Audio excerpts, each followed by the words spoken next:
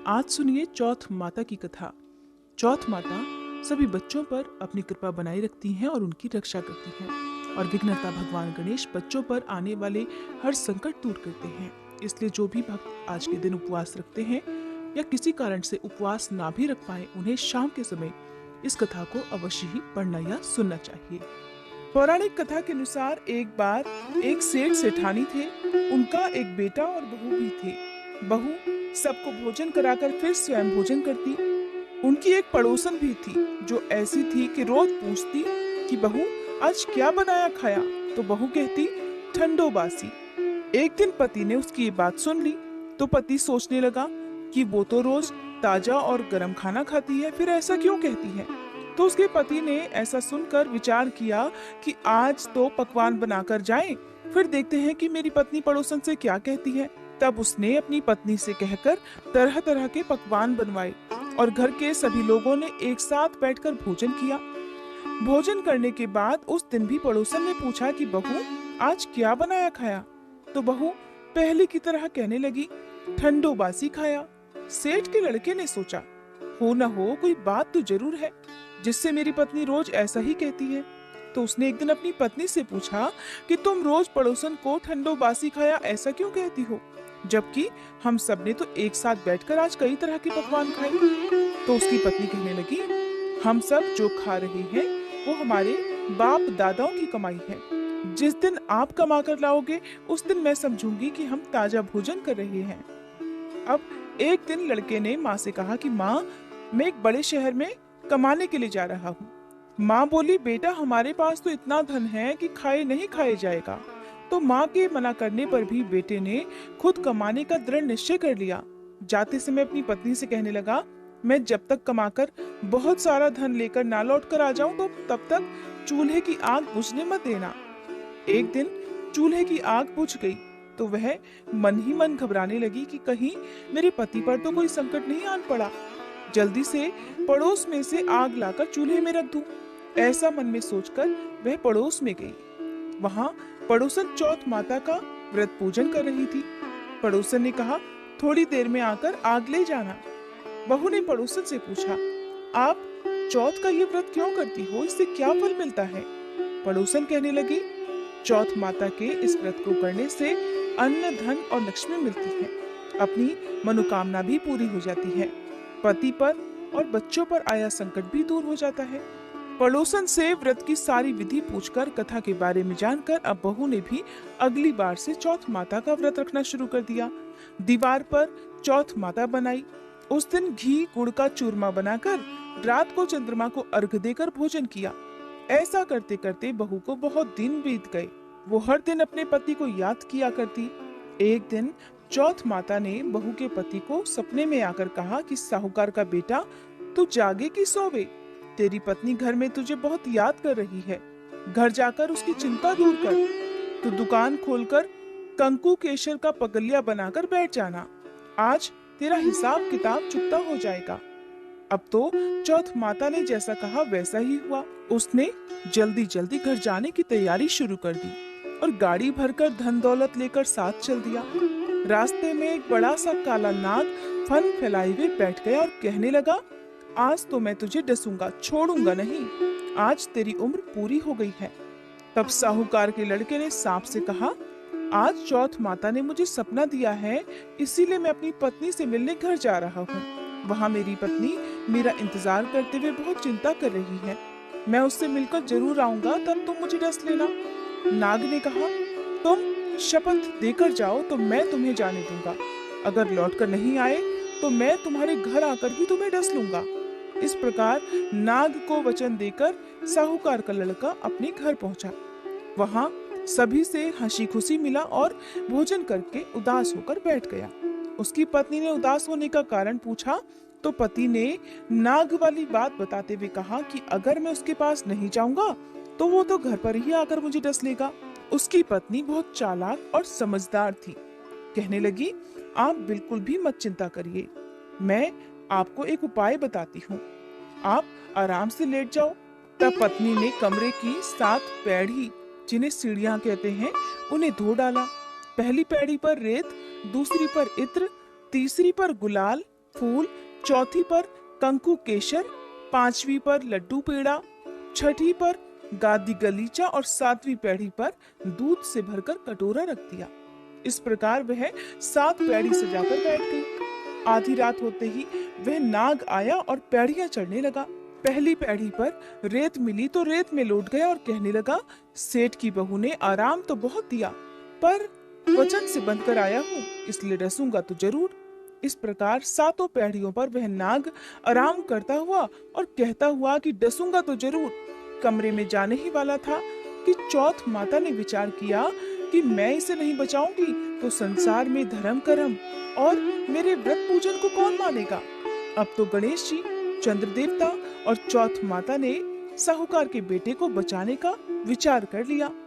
चंद्रमा जी ने उजाला किया, चौथ माता ढाल बन गई और गणेश जी ने तलवार लेकर उस नाग को मार दिया और ढाल से ढक दिया। उधर बहू भी थकी हारी सो गई। दिन हुआ तो लोग बेटे से मिलने आए, परंतु बहू बेटा तो उठे ही नहीं थे। बहुत देर हो गई तो माँ उन्हें उठाने के लिए गई। माँ ने 7 पैड़ियों पर जो कुछ देखा तो बहुत घबराई और बेटा बहू को आवाज लगाई। बेटा बहू उठे तो देखा कि एक ढाल तलवार वहां पर पड़ी है। अब ढाल उठाई तो वही ढाल के नीचे काला नाग मरा हुआ पड़ा है। बेटा बहू ने सोचा कि आज तो धर्म कर्म ही आड़े आए हैं, जो भगवान गणेश जी और चौथ माता ने आपकी रक्षा की है। हे चौथ माता, आपने जैसे सेठ के बेटे बहू की रक्षा की, वैसे ही सबकी रक्षा करना। कहते को, इस कथा को सुनते, हुंकारा भरते को सभी की रक्षा करके सभी की मनोकामनाएं पूर्ण करना। प्रेम से बोलिए चौथ माता की जय। अब सुनिए विघ्नहर्ता भगवान गणेश की कथा, क्योंकि बिना गणेश भगवान की कथा के चौथ माता का ये व्रत और कथा अधूरी रहती है। पौराणिक कथा के अनुसार एक समय की बात है, विष्णु भगवान का विवाह लक्ष्मी जी के साथ निश्चित हो गया। विवाह की तैयारियां होने लगी। सभी देवताओं को निमंत्रण भेजे गए, परंतु गणेश जी को अलग से निमंत्रण नहीं दिया। कारण चाहे जो भी रहा हो, अब भगवान विष्णु की बारात जाने का समय आ गया। सभी देवतागण अपनी अपनी पत्नियों के साथ विवाह समारोह में सम्मिलित हुए। उन सभी ने देखा कि गणेश जी कहीं दिखाई नहीं दे रहे। तब वे आपस में चर्चा करने लगे कि क्या गणेश जी को न्योता नहीं भेजा है या स्वयं गणेश जी आए ही नहीं हैं। सभी को इस बात पर आश्चर्य होने लगा। तब सबने मिलकर विचार किया कि क्यों ना विष्णु भगवान से ही इसका कारण पूछ लिया जाए। तब वे विष्णु भगवान के पास गए और कारण पूछा। तब कारण पूछने पर विष्णु भगवान ने बताया कि हमने गणेश जी के पिता भोलेनाथ को तो न्योता भेजा है। अगर गणेश जी अपने पिता के साथ आना चाहते तो आ जाते, अलग से न्योता देने की कोई आवश्यकता भी नहीं थी। दूसरी बात यह है कि उन्हें खाने में 1.25 मन मूंग, 1.25 मन चावल, 1.25 मन घी, 1.25 मन लड्डू का भोग दिन भर चाहिए। यदि गणेश जी नहीं आएंगे तो कोई बात नहीं, और वैसे भी दूसरे के घर जाकर इतना ढेर सारा खाना पीना अच्छा भी तो नहीं लगता। वे सभी अभी बातें कर ही रहे थे कि किसी एक ने उन्हें सुझाव दिया कि अगर गणेश जी आ भी जाएं तो उन्हें द्वारपाल बनाकर बैठा दिया जाएगा और कह देंगे कि आप घर की देखभाल करना, क्योंकि आप तो चूहे पर बैठकर धीरे धीरे चलोगे तो बारात से बहुत पीछे रह जाओगे। सबको ये सुझाव पसंद आ गया। तब विष्णु भगवान ने भी अपनी सहमति दे दी। अब होना क्या था, विवाह के लिए बारात चलने ही वाली थी कि इतने में ही गणेश जी वहां पर आ गए और उन्हें सुझाव के अनुसार समझा बुझाकर घर की रखवाली करने के लिए बैठा दिया गया। बारात चल दी।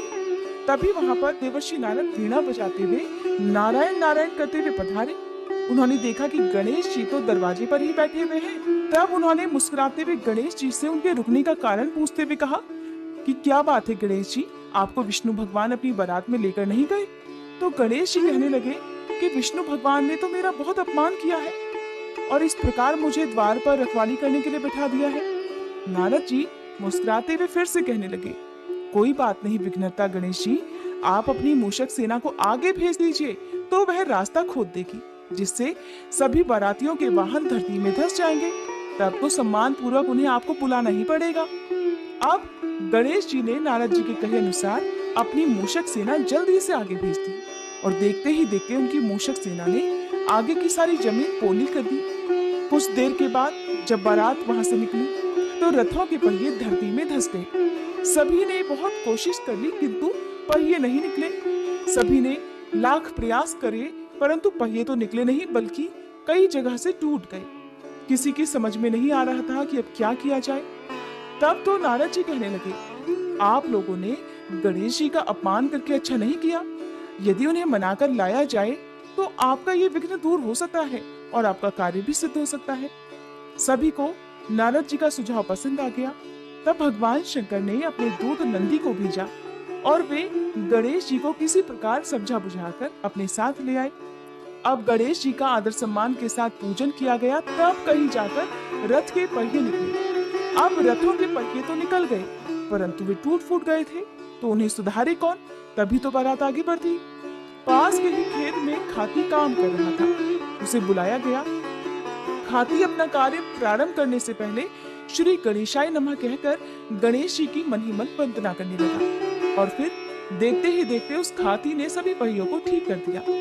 तब खाती कहने लगा कि हे देवता गणों, आपने सबसे पहले गणेश जी को नहीं मनाया होगा और ना ही उनका पूजन किया होगा, इसीलिए तो आपके ऊपर ये संकट आया है। और हम तो मूर्ख अज्ञानी हैं। सबसे पहले गणेश जी की पूजा करते हैं, फिर उनका ध्यान करते हैं और तभी कोई कार्य का शुभारंभ करते हैं। लेकिन आप लोग तो देवतागण हैं, फिर आप भला गणेश जी को कैसे भूल गए?